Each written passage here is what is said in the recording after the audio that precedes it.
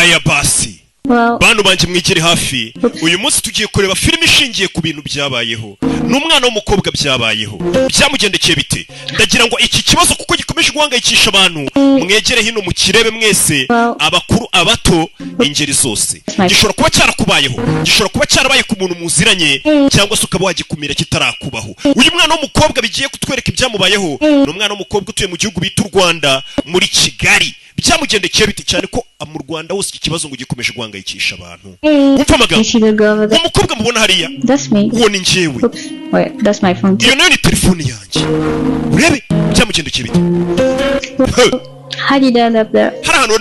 Story short. Ni inkuru ndende kandi ngufi. When my friends and I decided. Ni inshuti yanjye twahise inshuti zayo twahisemo kuvuga tereka iyi weekend kuwa gatandatu twikoze ku mazi tujye kurya ubuzima.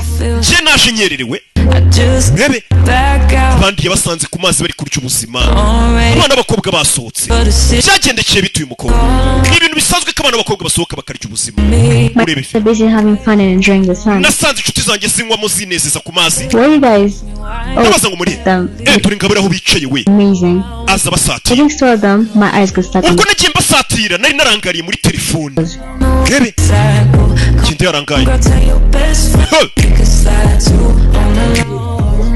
And boom, my phone on the telefone yanjye isigwa mu mazi hasi.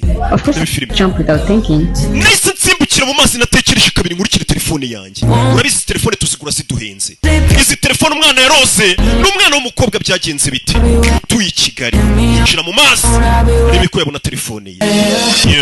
Oh wait, here it is. Telefone yanjye ngiyi. I was a bit worried about my phone, but it's still working. Nari mpangayikishijwe na telefone yanjye. She told me the truth. Ariko telefone yanjye ndabona igikora. Nicyo kintu cyatunguye umwana w'umukobwa. Telefone yaguye mu mazi amanuka amagiye kuyireba asanga telefone ye iracyakora. Yavuze ngo iki? Nyuma y'igihe kinini ndetse n'abanyarwanda ikibazo kibugarije muri iyi minsi abantu bose n'ubutekamutwe bwateyeho umuntu akubwira ngo ibintu acuruza bimeze neza wabigeza mu rugo ugasanga bagupfunyikiye. Nibwo bwoba ni nacyo kibazo cyugarije abanyarwanda. Gusa igisubizo cyabonetse telefone n'ibindi bikoresho byose bijyanye na telefone muri New Species iduka ryizewe.